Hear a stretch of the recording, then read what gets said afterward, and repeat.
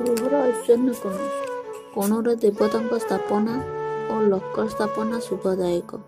ମୁଖ୍ୟତଃ ଅଗ୍ନିକୋଣରେ ରୋଷେଇ ଘର ସ୍ଥାପନା ସହ ପୂର୍ବକୁ ମୁଖ କରି ଖାଦ୍ୟ ପ୍ରସ୍ତୁତ କରିବା ଏବଂ ଅଗ୍ନିକୋଣରେ ଖାଦ୍ୟଦ୍ରବ୍ୟ ସାଇତି ରଖିବା ଉଚିତ।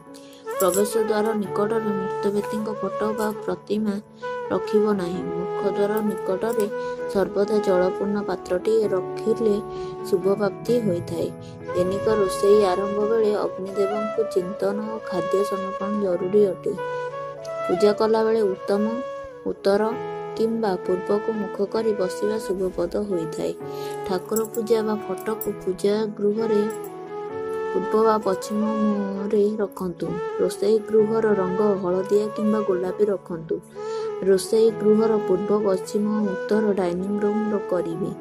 ଘରେ ଭଙ୍ଗା ଦର୍ପଣ, ଭଙ୍ଗା ଆସବାବ ଓ ଭଙ୍ଗା ଗ୍ଲାସ୍ ଆଦି ରଖିବା ଉଚିତ ନୁହେଁ।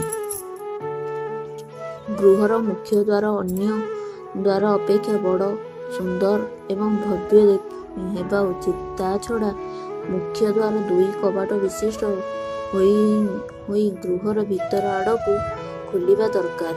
ବାସଗୃହ ସମୁଦାୟ ବା ସର୍ବଦା ସଂଖ୍ୟା ବିଶିଷ୍ଟ ହେବା ଉଚିତ। ଶୂନ୍ୟ ଯୋଗ ବିଶିଷ୍ଟ ଅର୍ଥାତ୍ 10, 20, 30 ଯୁକ୍ତ ଦ୍ୱାର ଯେମିତି ନ ହୁଏ। ନବନିର୍ମିତ ପରେ ଘରେ ପୁରୁଣା ଦରଜା କିମ୍ବା କବାଟ ପ୍ରୟୋଗ ଅତ୍ୟନ୍ତ ଶୁଭଦାୟକ ଅଟେ। ଭୋଜନ କକ୍ଷ ପଶ୍ଚିମ ଦିଗରେ କରିବା ସହ ଉତ୍ତର କିମ୍ବା ପୂର୍ବ ମୁଖ କରି ଭୋଜନ କରିବା ଉଚିତ।